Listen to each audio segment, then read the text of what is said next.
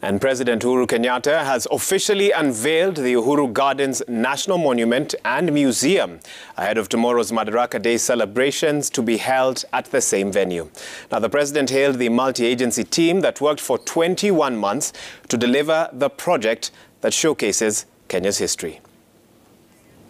All right, let's now cross over there to Uhuru Gardens to speak to Brenda Wanga there, who has actually been following the proceedings there. Brenda, walk us through what I'm sure has been a very eventful afternoon into the evening there.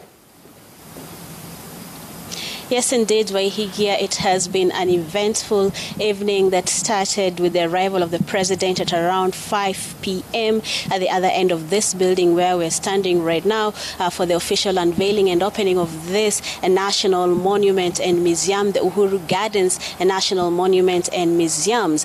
Just a day before the country marks Madaraka Day, one of the last acts that the president will be performing for any national day while he is still in power. We know that by August, when the elections are held, President Uhuru Kenyatta will be handing over power. But before that happens, he says he is very proud of what his vision, he had envisioned this for this area, 68 acres of land that was once a detention center during the struggle for independence, now turned around on its head to become a beacon, a monument, a museum, a place for people to come and visit and remember the country's history told by Kenyans for Kenyans themselves. So Waihigia, the president, arrived here at around 5 p.m., did the unveiling, and then he was taken through a walk through the entire complex that has taken, like you rightfully said, 21 months, a record 21 months to design, construct, and be open to select members of the public who will be allowed to have access to it.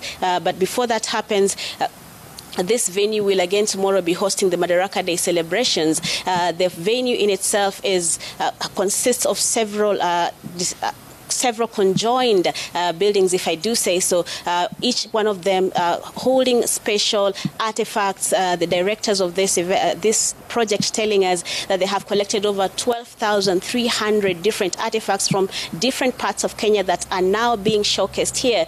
In these halls and hallways, you will find what they're calling the Tunnel of the Martyrs, just honoring the people who have died in the struggle for independence, the struggle for freedom for Kenyan people who were not very well known, getting their time even in death.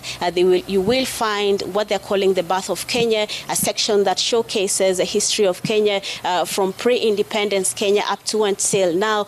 At the same time, you will find what they're calling the Military Gallery, showcasing what Kenya has been able to achieve, what Kenya has been able to get in terms of ammunition, in terms of weaponry, in terms of vehicles, all on display so that the future generations can see what the country has had to work with to ensure that our freedom and security is maintained throughout. Also on display here, the artifacts that come from former presidents, President Mzee Jomo Kenyatta, the President Mwai Kibaki, the late Daniel Moi, all on display here.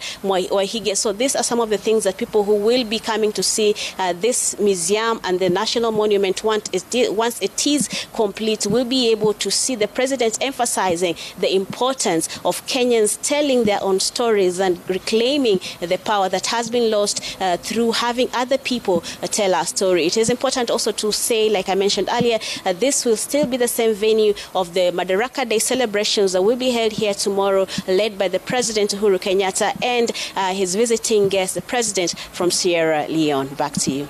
Well, thank you so much, Brenda, for that update. We've been able to show our viewers some of the pictures from earlier on this evening, quite an elaborate fireworks display. And I'm sure many will be waiting to see what tomorrow's Madaraka Day feat will look like at the same venue.